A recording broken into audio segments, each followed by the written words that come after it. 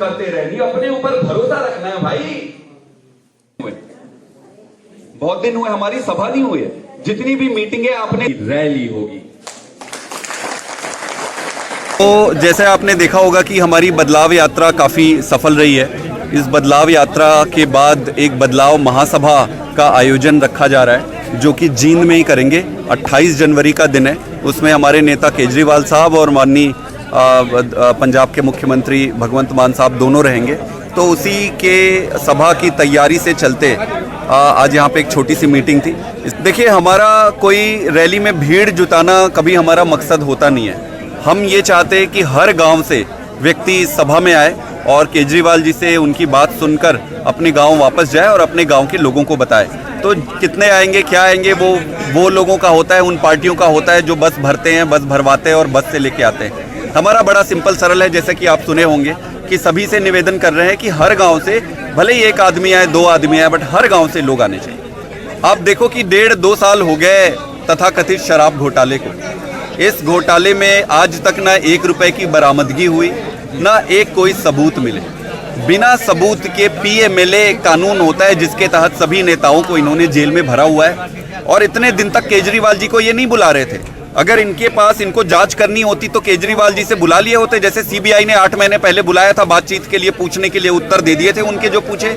ED ने आज तक नहीं बुलाया 2 साल में। तो 2 साल में आप नहीं बुलाए, ऐसा क्या हो गया कि लोकसभा चुनाव आते ही आप बुलाना शुरू कर रहे हो? इनका मकसद सिर्फ एक ही है, ये केजरीवाल जी को अभी बुलाएंगे पूछताछ के लिए, और कोई पूछताछ नहीं करेंगे। पूछताछ करने को कुछ है ही नहीं है। इनका मकसद है वहां से उनको गिरफ्तार कर लेंगे और लोकसभा में वो चुनाव ना कर सके, प्रचार ना कर सके किसी भी तरीके से।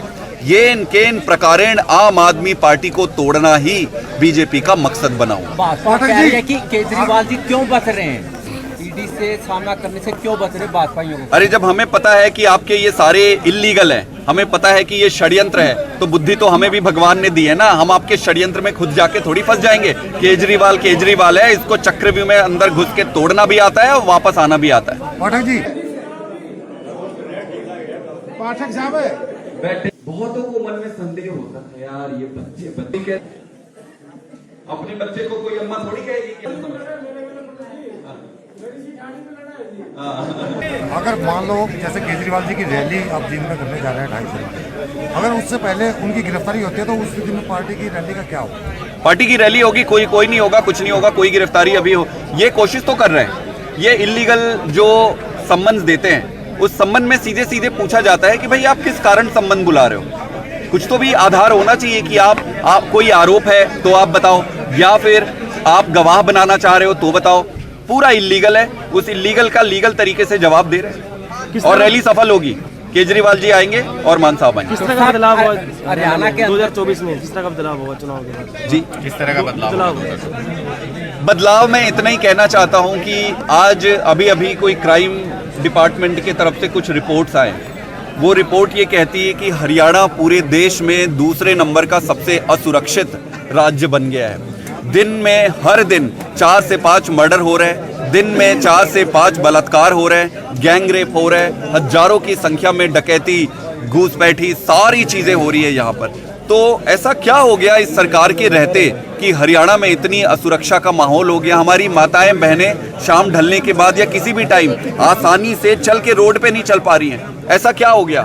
तो सरकार की पूरी तरीके से नाकामी है। और नाकामी मैं नहीं कहूँगा, नाकामी तो बड़ी छोटी शब्द हो जाएगी। ये पाप है, एक तरीके से पाप। पूरे राज्य में असुरक्षा की भावना पैदा करना और उसको सानिध्य देना, उनको बढ़ावा देना, ये पाप है और जनता माफ नहीं करेगी। बदलाव जरूर लेकर आएगी। तो साहब, इंडिया गठबंधन के हरियाणा में कितनी सीटों पर आप दावा कर रहे हैं? 10 सर, अब ये तो इनकी जब मीटिंग होगी गठबंधन की तभी तय होगा, और मुझे लग रहा है अगले 1-2 दिन में मीटिंग शुरू होने वाली है, तो उसमें तय हो जाएगा। आपको क्या लगता है कितनी मिलनी चाहिए? 10 में से आप कहाँ, 5 पे, 4 पे, 3 पे, कहाँ क्या? देखो, आज हमें ये लगता है कि लोकसभा चुनाव के लिए आज हम इम्पोर्टेंट नहीं है, कांग्रेस इम्पोर्टेंट नहीं है, आम आदमी पार्टी इम्पोर्टेंट नहीं है, कोई पार्टी इम्पोर्टेंट, देश इम्पोर्टेंट है। देश को बचाने के लिए, देश में कानून व्यवस्था को बचाने के लिए जो कुछ करना पड़ेगा, हम अपने तरफ से सारी मदद करेंगे।